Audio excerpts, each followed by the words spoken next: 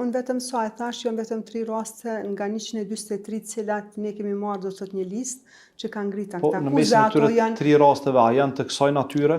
Nuk besoj që janë të kësaj natyre.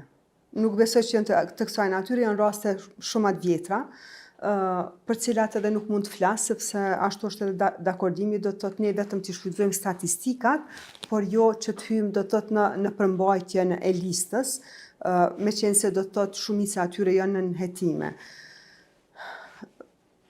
Ka raste të tilla edhe arsyeja pse ndodh, po e them, është sistemi në tërësi.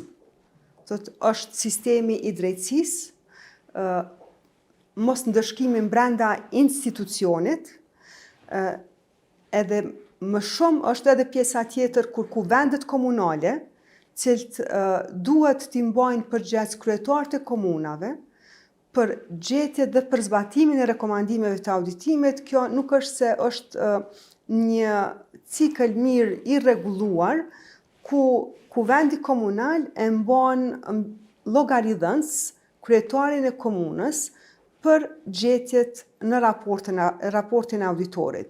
E njëjta është edhe tek Kuvendi i Republikës Kosovës, tash mos flasim këto 2 vitet e fundit që nuk patëm kuvend fare, do të thotë ne kemi vazhduar si zyre kombëtare auditimit, kemi përmbushur mandatin ton kushtetues dhe ligjor, mirë po fakti që një institucion suprem i auditimit themelohet mu për faktin me i ndihmu kuvendit. Ne punojmë për kuvendin me i ofru informacion të pavarur dhe objektiv lidhur me atë se si shpenzohet paraja publike. Do kjo është qëllimi. Pas llogaridhënie. Për shkak që me mbyll ciklin e llogaridhënies. Do thotë një raport i auditimit dërgohet në kuvend për t'ia mundësu deputetëve që me mbajt llogaridhënës ekzekutive. Ne fatmirësisht do të thotë kemi pasur mbështetjen e mediave, edhe gjatë gjithë kohës pavarësisht që nuk kemi pasur kuvend, pikë synim kemi pasur qytetarin. Do të thotë në fundit e kemi informuar qytetarin. Po këtu dua ta shfrytëzoj rastin t'i falenderoj të gjitha mediat, posaçërisht kohëve të fundit, do të thotë këtë muajin e fundit vetëm në qershor, dikon më shumë se 500 artikuj i kanë publikuar që kanë pasur të bëjnë me raportet tonat audituese. Dhe ky ka qenë i vetmi komunikim, do të thotë joni, përmes mediave që me informu qytetarin, s'paku të letjet i informuar lidhur me shpenzimin e paras publike, se si ekzekutive, edhe në nivel qendror, edhe në nivel lokal, ka shpenzuar parat publike.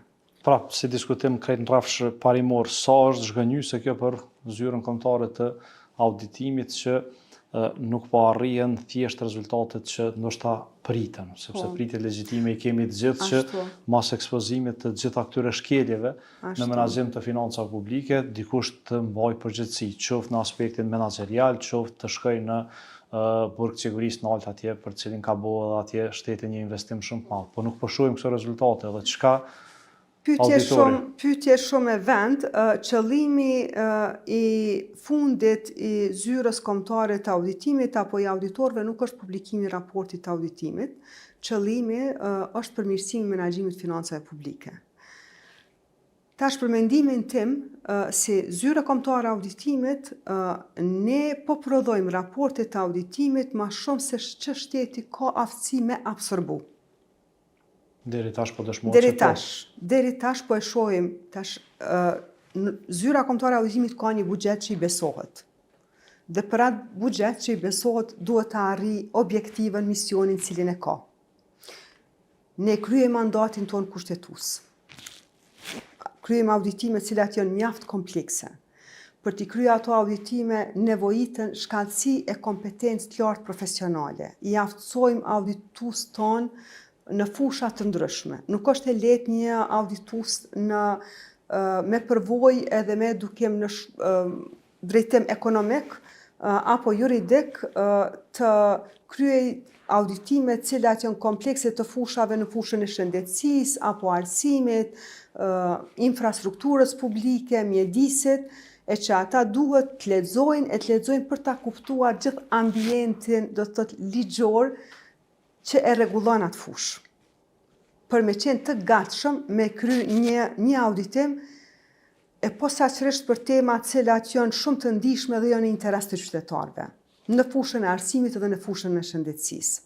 E tash ato auditime, ato rekomandime dërgohen, organizata i merr, i shqyrton, përgatit një plan të veprimit për zbatimin e rekomandimeve, por që situata nuk është që shohim përmirësim dhe normal që është zhgënjyse për neve si auditor.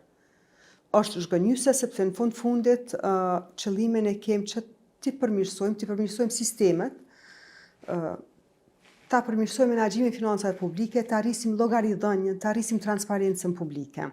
Zonja Sponca, një prej gjetjeve që vazhdimisht pothuajse çdo vit përsëritet, ka të bëjë me procedurat e prokurimit publik.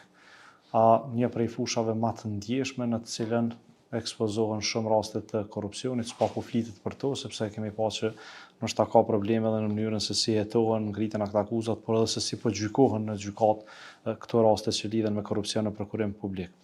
A është tendenca që vazhdimisht me pas korrupsion nga këto zyra në këto institucione publike, apo pse vazhdimisht këto gjetje nuk i adresojnë dhe nuk i përmirësojnë vazhdimisht?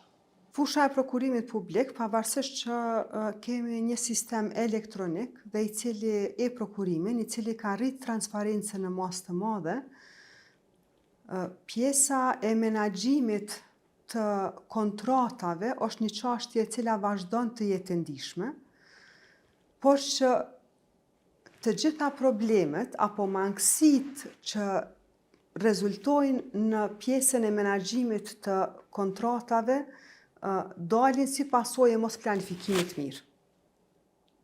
Do thotë ende nuk e kemi një kulturë, një sistem që i kushton kohë, rëndësi çështjes së planifikimit të aktiviteteve.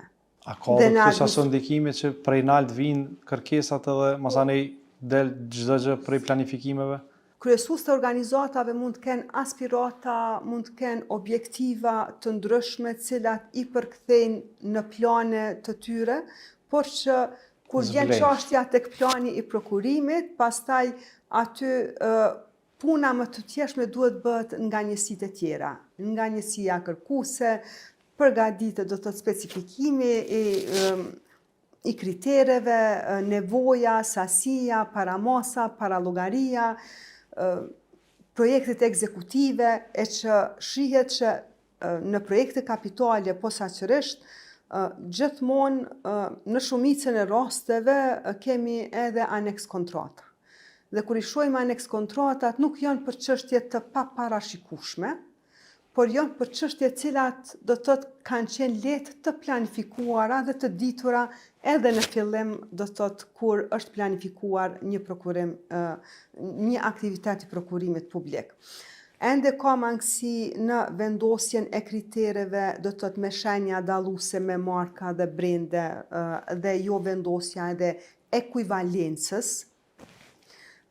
Ende ka mangësi në procesin e vlerësimit të ofertave, siç janë disa raste kur kanë qenë gabimet përtej pragut plus minus 2% deri në 7-8%, gabime në llogaritje të vlerave të njësive përkatëse, dhe pavarësisht gabimeve, do të thotë përtej asaj se çka është e lehtëshme, është lidh kontratë, do të thotë me vlerën fillestare, që në këtë rast ishte dashur të anulohej prokurimi publik, po në aktiviteti caktuar, inicimi i aktiviteteve të prokurimit publik pa fonde të mjaftueshme.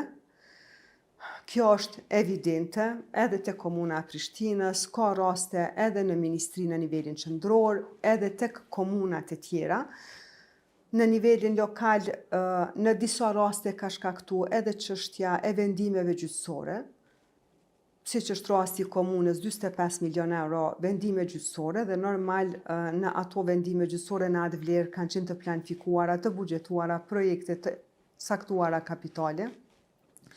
Por me gjithë dijenin, do të thotë që kanë obligime në vlera kaq të larta, sa i përket vendimeve gjyqësore, hynë në kontrata me vlerë të lartë pa e pasur buxhetin në dispozicion, edhe duke e ditur se vendime gjyqësore do të ekzekutohen. Dhe buxheti për ato vendime gjyqësore do të merret nga buxheti investimeve kapitale, nga buxheti modra dhe shërbimeve. E kryesisht Si vendime shpjegohet kjo gjyqësore. mënyrë veprimit duke e ditur pra pasojën? Tash këtu çështja e obligimeve në nivelin lokal ka rrjedhë si pasojë e marrëveshjes kolektive që është lidhur shumë më herët, pa e pasur të bashkangjitur, po e them kështu, edhe koston e marrëveshjes kolektive.